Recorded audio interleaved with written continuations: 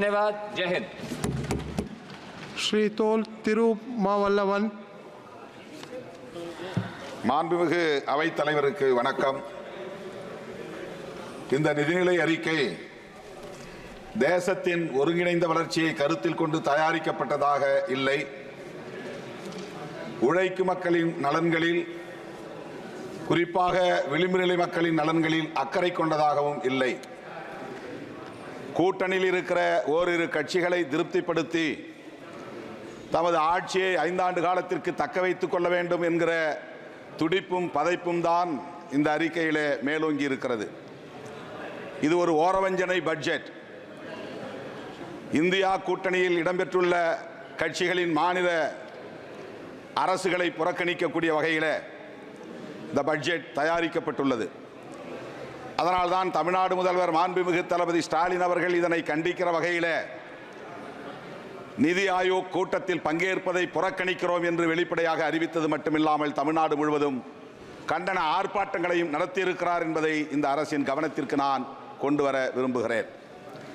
எனினும் மேற்கு வங்க மாநில முதல்வர் திருமதி செல்வி மம்தா பானர்ஜி அவர்கள் அந்த நிதி ஆயோக் கூட்டத்திலே பங்கேற்றார். அவரையும் அவமதித்திருக்கிறார்கள். அவர் பேசிக் கொண்டிருக்கிற போதே ஒலிவாங்கியை அணைத்திருக்கிறார்கள். இந்த அவமதிப்பை நான் வன்மையாக கண்டிக்கிறேன். இந்த நிலை கூடாது என்பதையும் சுட்டிக்காட்ட கடமைப்பட்டிருக்கிறேன். பிற கட்சிகள் ஆளக்கூடிய மாநிலங்கள், இந்தியா கூட்டணியை சார்ந்த பிற கட்சிகள் ஆளக்கூடிய மாநிலங்கள் வஞ்சிக்கப்பட்டிருக்கின்றன என்பதையும் இந்த நேரத்தில் நான் அரசின் கவனத்திற்கு கொண்டு வர விரும்புகிறேன். தேசிய கல்விக் கொள்கையை ஏற்காத மாநிலங்கள் தமிழ்நாடு உள்ளிட்ட பல மாநிலங்கள் உள்ளன. அடிப்படை கொள்கைகளிலே முரண்கள் உள்ளதால் அந்த கொள்கையை ஏற்பதிலே, அதை நடைமுறைப்படுத்துவதிலே சிக்கல்கள் உள்ளன.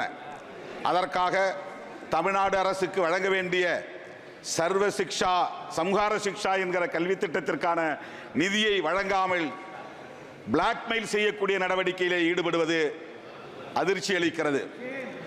இந்த போக்கை மிக வன்மையாக கண்டிக்கிறேன்.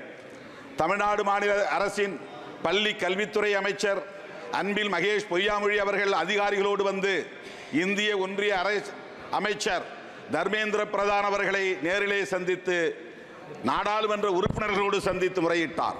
அப்போதும் அவர் என்ன வலியுறுத்தினார் என்றால், நீங்கள் தேசிய கல்விக் கொள்கையை நடைமுறைப்படுத்துவோம் என்று எழுத்துப்பூர்வமாக கையெழுத்திட்டு தாருங்கள், நாங்கள் நிதியை வழங்குகிறோம் என்று சொல்லுகிறார்.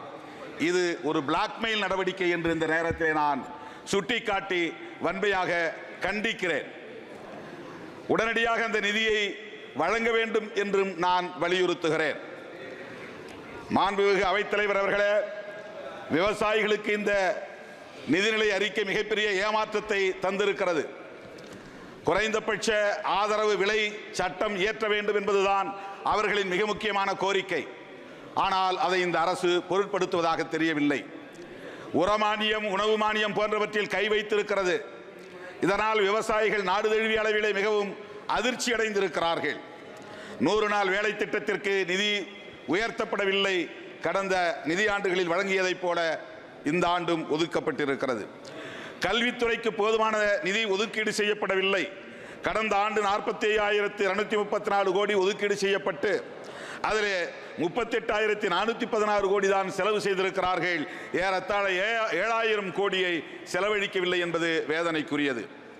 இந்த ஆண்டு அதே போல 46,315 கோடி ஒதுக்கீடு செய்யப்பட்டிருப்பதாக அறிவிக்கப்பட்டிருக்கிறதே தவிர, ஆனால் அதை முழுமையாக செலவு செய்வார்களா என்று தெரியவில்லை. மாண்புமிகு அவைத்தலைவர் அவர்களே, உயர்கல்விக்கு இந்த ஆண்டு 10,000 கோடி குறைத்திருக்கிறார்கள். 10,000 கோடியை குறைத்திருப்பதை நான் சுட்டிக்காட்டி மிக வன்மையாக கண்டிப்பதோடு அந்த தொகையை மீண்டும் வழங்க வேண்டும், ஒதுக்கீடு செய்ய வேண்டும் என்று வலியுறுத்துகிறேன். IIT நிறுவனத்திற்கு இந்த ஆண்டு 60 கோடி ரூபாயை குறைத்திருக்கிறது இந்த நிதிநிலை அறிக்கையின் மூலம். மாண்புமிகு அவைத்தலைவர் அவர்களே, கடந்த டிசம்பரின் போது எதிர்க்கட்சி உறுப்பினர்கள் அனைவரையும் வெளியேற்றிவிட்டு ஏராளமான சட்டங்களை நிறைவேற்றினீர்கள். அதிலே 3 குற்றவியல் சட்டங்களும் அடங்குமாகும். அரசியலமைப்பு சட்டம் உறுப்பு எண் ஆர்டிகிள் 348 348 தெளிவாக சொல்லுகிறது, இயற்றப்படுகிற அனைத்து சட்டங்களும் ஆங்கிலத்தில் தான் இருக்க வேண்டும், அந்த பெயர்கள் ஆங்கிலத்தில் தான் இருக்க வேண்டும் என்று சொல்லப்பட்டிருக்கிறது. ஆனால் ஐபிசி என்கிற சட்டத்தின் பெயரை பாரதிய நியாய சன்ஹிதா என்று பெயர் மாற்றம் செய்திருப்பது ஏன்? இதை நாட்டு மக்கள் இன்றைக்கு கேள்வியாக எழுப்புகிறார்கள். கிரிமினல் ப்ரொசீஜர் கோட் என்கிற சட்டத்தின் பெயரை பாரதிய நாகரிக் சுரக்ஷா சன்ஹிதா என்று பெயர் மாற்றம் செய்திருக்கிறீர்கள் ஏன்? இந்தியன் எவிடன்ஸ் ஆக்ட் என்கிற சட்டத்தின் பெயரை பாரதிய நியாய சாட்சிய அதிநியம் என்று பெயர் மாற்றம் செய்திருக்கிறீர்கள். இந்த சமஸ்கிருதமயமாதல் நடவடிக்கை ஏன் என்று நாட்டு மக்கள் கேள்வி எழுப்புகிறார்கள். அதற்கு மாண்புமிகு அமைச்சர்கள் பதில் சொல்ல வேண்டும் என்று இந்த நேரத்தில் நான் பதிவு செய்ய கடமைப்பட்டிருக்கிறேன். இது அரசமைப்பு சட்டத்திற்கு எதிரான நடவடிக்கை, ஆர்டிகிள் 348க்கு எதிரான நடவடிக்கை. இந்த போக்கை கைவிட வேண்டும். இந்த சட்டங்கள் அனைத்தையும் இயற்றப்பட்ட இந்த திருத்தப்பட்ட இந்த சட்டங்களை திரும்ப பெற வேண்டும் என்று வலியுறுத்துகிறேன். கடந்த 26ஆம் தேதியும் இன்றைக்கு 29ஆம் தேதியும் தமிழ்நாட்டை சார்ந்த பல்லாயிரக்கணக்கான வழக்கறிஞர்கள் வந்து போராட்டம் நடத்தியிருக்கிறார்கள். இந்த சட்டத்தை திரும்ப பெற வேண்டும் என்று வலியுறுத்தி இருக்கிறார்கள். நானும் இந்த அவையிலே வலியுறுத்த கடமைப்பட்டிருக்கிறேன். இந்த 3 குற்றவியல் சட்டங்களையும் திரும்ப பெற வேண்டும், பழைய சட்டங்களையே நடைமுறைக்கு கொண்டு வர வேண்டும் என்று நான் வலியுறுத்துகிறேன். மாண்புமிகு அவைத்தலைவர் அவர்களே, சோசியல் ஜஸ்டிஸ் அண்ட் எம்பவர்மெண்ட் என்ற ஒரு தனி அமைச்சகம் இருக்கிறது. அதில் ஏறத்தாழ 80% மக்களுக்கான பிரச்சனைகளை கவனிக்கிற துறை இது. அந்த துறையை பிரிக்க வேண்டும். தமிழ்நாட்டிலே ஆதிதிராவிட பழங்குடியினருக்கு தனி அமைச்சகம் உண்டு, சிறுபான்மை மக்களுக்கு என்று தனி அமைச்சகம் உண்டு. அதே போல இந்திய ஒன்றிய அரசும் ஆதிதிராவிட schedule caste and schedule tribes தனித்தனியாக இன்றைக்கு கமிஷன் வைத்திருக்கிறார்கள்.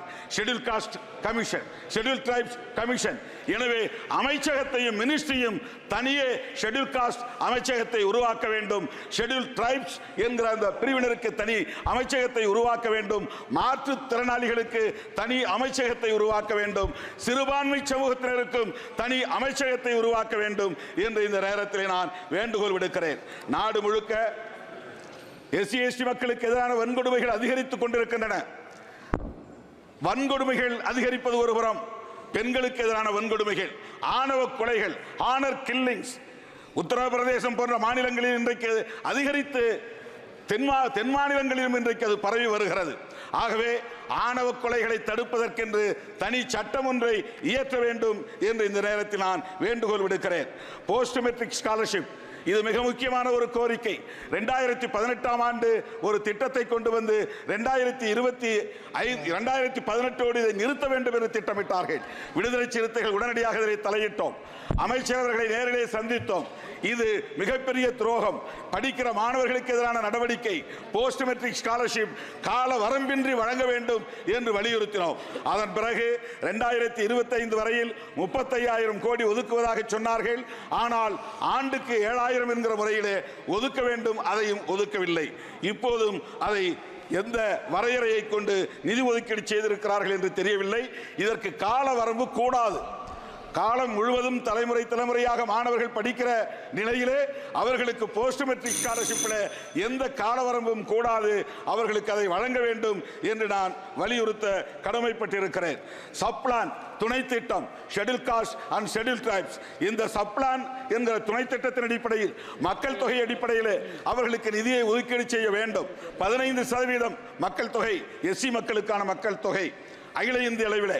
அப்படி பார்த்தால் 48,20,000 கோடி செலவை காட்டுகிற இந்த நிதிநிலை அறிக்கை, அதன்படி பார்த்தால் 2 லட்சம் கோடிக்கு மட்டுமே இப்போது ஒதுக்கீடு செய்திருக்கிறார்கள். ஆனால் அந்த ப்ரொபோர்ஷனேட் சதவீத அடிப்படையில் 7 லட்சத்திற்கு மேலாக ஒதுக்கீடு செய்ய வேண்டும். அவ்வாறு ஒதுக்கீடு செய்யவில்லை. ஆகவே இதை மறுபரிசீலனை செய்ய வேண்டும். ப்ரொபோர்ஷனேட் அடிப்படையில் அவர்களுக்கு எஸ்சி மக்களுக்கு மட்டுமல்ல எஸ்டி மைனாரிட்டிஸ் போன்றவர்களுக்கும் நிதி ஒதுக்கீடு செய்ய வேண்டும் என்பதை இந்த நேரத்தில் நான் வலியுறுத்த கடமைப்பட்டிருக்கிறேன். நம்முடைய எதிர்க்கட்சி தலைவர் ராகுல் காந்தி அவர்கள் குறிப்பிட்டதை போல விளிம்புநிலை மக்களை, அதாவது schedule cost, schedule tribes, OBC, minorities, differently abled ஆகிய இந்த மக்களை எல்லாம் புறக்கணிக்கக்கூடிய ஒரு அரசாக இந்த அரசு விளங்குகிறது. இந்த நிலை நீடித்தால் இந்த ஆட்சி 5 ஆண்டு காலத்திற்கு நீடிக்காது என்பதையும் இந்த நேரத்திலே நான் சொல்ல கடமைப்பட்டு இருக்கிறேன், எச்சரிக்க கடமைப்பட்டு இருக்கிறேன். கூட்டணி கட்சிகளை திருப்திப்படுத்தினால் மட்டும் போதாது, உழைக்கும் மக்களின் நலன்களில் அக்கறை